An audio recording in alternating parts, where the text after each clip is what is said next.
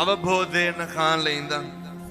තමන්ට කියලා ගයක් දොරක් තියෙනවා නම් වාහනයක් තියෙනවා නම් ගැහණු දරුවෝ ඉන්නවා නම් නඩත්තුව පහසුයි නම් තියෙන කනගාටුදායක කාරණේ තමයි ඉන්නේ අම්මගේ තාත්තගේ ගෙදර කන්නේ ගෙදරයි ඉතුරු සේරම කරන්නේ ඉන්න තැනක්වත් තව නැහැ කතා සද්ද දාලා ගෙදරින් රුපියල් 500ක් ඉල්ලගෙන යන්නේ හැම බයිසිකලයට පෙට්‍රල් ගහන්නත් ගෙවල් වලින් සල්ලි ඉල්ලන කොල්ලෝ නැද්ද මේ බෙදවල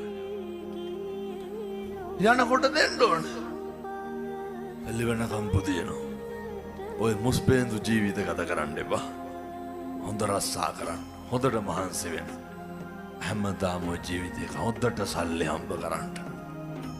මොකද අපේ මුළු ජාතියම නැති වීගෙන යන්නේ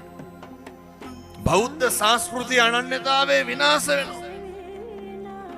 මේක හදන්න නම් මේක හරි ගස්සන්න නම් භික්ෂුන් වහන්සේලා විදිහට අපෙන් කරන්න ඕන දේවල් අපි ඕන තරම් කරනවා